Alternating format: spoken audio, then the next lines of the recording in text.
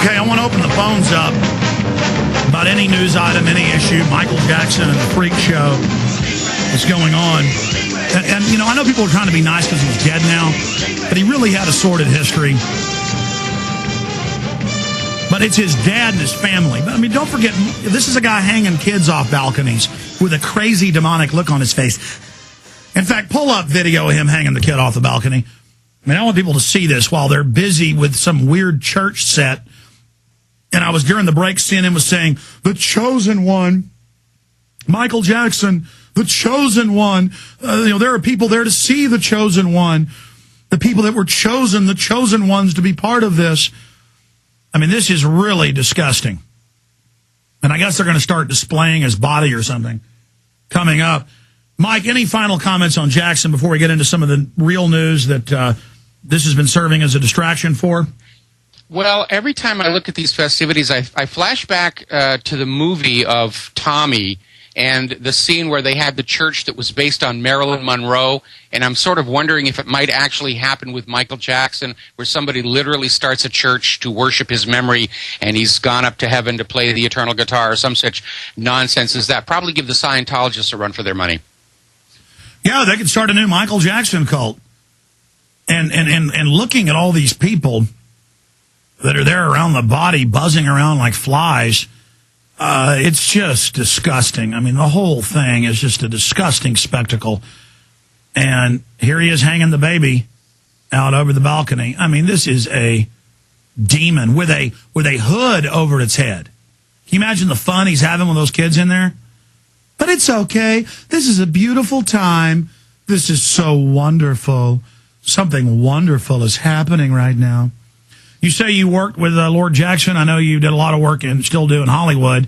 Actually, somebody in my office worked at the Hit Factory, which was a big recording studio in New York, I guess about 10 years ago, and he remembers Jackson coming there to record stuff, but he signed a non-disclosure, so he won't tell the stories, but it's basically what everybody's already heard about Jackson. When you worked with him, I mean, was it overtly freakish, or was he just surrounded by all of his entourage? Now, when I worked with him was really early on before the paranoia set in and they were making everybody sign non-disclosures. And like I said, when I first met him, he was still a very small boy. He was still with the Jackson 5. But it was very obvious that he was being so groomed and so pushed to be this big star. And my gut was saying this was somebody who was going to grow up really messed up because he was not allowed to be just a regular little boy. And sadly, of course, this is what turned out to be the case. Now, while we're talking about this, they've passed the global carbon tax in the House. It's probably going to pass the Senate. The hate crimes bill is supposedly going to be voted on as early as Thursday. We've got Reverend Ted Pike on tomorrow about that. We have the Federal Reserve has come out and announced they want a second bailout. They were already given unlimited funds in the first one, so really it's not a bailout. It's new powers over the entire economy. We have them trying to pass a federalization of the entire United States under the guise of water, above ground and below ground. There's a bunch of other takeovers happening. Homeland Security is announcing that their number one mission is engaging the American people and that white Al-Qaeda is now the number one threat. The British government's announcing that. So basically, anybody who criticizes the Federal Reserve and the corrupt bankers, they're saying that is the terrorist. They've got a bill on the verge of passing the House, no fly, no buy, where over 1 million plus people are on this list. They put you on the list whenever they feel like it. But now the Attorney General, they're trying to pass a bill, can ban any gun he wants, ex cathedra, like the Pope makes canon law by uttering it. He just bans whatever guns he wants, it says, including all guns if he wishes. Bill gives Attorney General power to designate gun owners, tax protesters as terrorists. A new bill where he'll, without even letting you know, he puts you on it. It says you can't find out. He puts you on the list. But I guess it was really already like that. They're just trying to get legal power now for the no fly, no buy, no live, no have a job. Homeland Security says if you're on that list, or even if you have bad credit, you're going to be on a no list, no fly, no buy, no travel, no have a job. I mean, this is literally putting the yellow stars on people and saying you can't have a job. I mean, it's now happening, Mike. I mean, I'm even blown away that it's actually all happening. Your comments on that? Well, it does seem like the government is in a panic and they're trying to just get as many dictatorial powers passed as they possibly can. The situation of putting people on terror watch lists because their credit is bad, that's extremely dangerous right now because under the current economy, more and more people are seeing their credit ratings decline. We're looking at record delinquencies on home equity loans and home mortgages. We're looking at record defaults on credit cards. We're seeing all of these problems. All of these are going to impact people's credit ratings. And if you've got a bad credit rating and you're being declared a potential terrorist, then obviously all of these other problems are going to be multiplied by the actions of the federal government. As you were saying, there's this amendment to the 2010 military appropriations bill that's going to give the Attorney General the authority to declare tax protesters as potential terrorists and terror suspects. And the problem is the U.S. government got everybody to say, okay, torture is okay if you're torturing the terrorists. Now that they've got that, they got their foot in the door, they're lowering the bar for what constitutes a terrorist so that more and more people can be put in there. And the government's going to say, well, you said it was okay to suspend the Bill of Rights for terrorists, and now you're all terrorists, so here we are. And it does feel like they're pushing as hard and as fast as they can. It feels more like panic than plan to me. Well, that's a really good point. And if people think I'm joking about bad credit, you're put on the terror list, they made it secret 7 months ago in January. Hard to believe we're already into the 7th month of 2009. So 7 months ago, they made it secret. And it had 1,200,000+ on it then.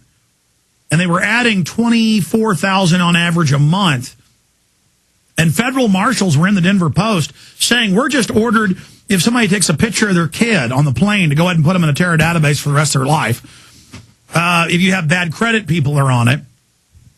And they're admitting you can't get off of it. They won't tell you how they put you on it. So that's being litigated. So just like when wiretapping came out, and it came out they were warrantlessly wiretapping the American people in non-terror-related cases even, they just went and retroactively passed a law, just like retroactively passing a torture law.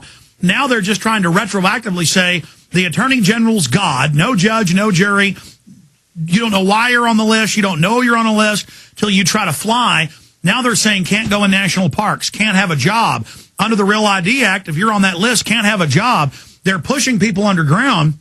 But then they're going to offer the solution. Oh, you can go to a government program and get on the Trusted Traveler. We'll then do paperwork with you and let you put yourself into a type of probation with the government to work in government programs and to work in, what's the term they use? Community service. No judge, no jury, no arrest, no indictment. Just, you come serve us for a while.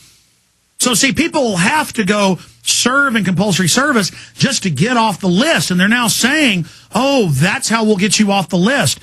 I mean, this is so Orwellian. This is so Kafkaesque, Mike. Well, it's very much like the old Soviet Union. The Soviet Union went out of its way to find some reason to criminalize everybody so that they could just do what they wanted with them whenever they wanted.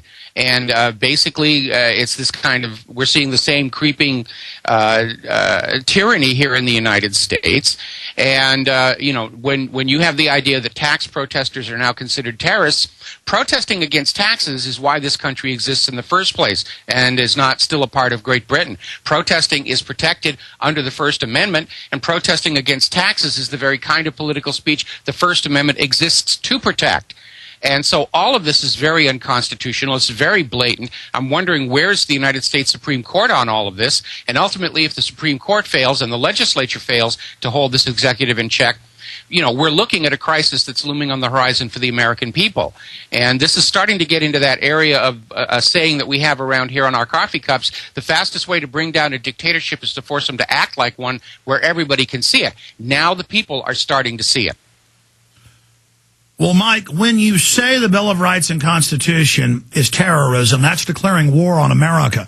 This is openly anti-liberty. It's openly illegal to have the federal government seize GM and then sell the dealerships off to donors at discounted prices, and then to now have a bill where the Federal Reserve will control every facet of the economy. This has openly been announced.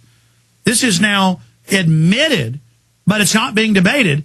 And it looks like that's going to pass because they say, look, we won't turn the economy on until you give us this new power. And then there'll be a year later even more. speak to that and the direct carbon tax that's now passed the House. Okay, well, first of all, we're in a fascist economy right now in terms of the reason things are the way they are. Mussolini said that fascism should more properly be called corporatism, and that is when corporations and the government are in league together to basically exploit the common people, to extract wealth from them, to basically grind them down into poverty and grab all the goodies for themselves. That's why we're seeing this. As far as the Federal Reserve is concerned, we had Bernanke just last week implying that the Federal Reserve will crash the economy before they allow themselves to be audited. So they're trying to play the doomsday card on that.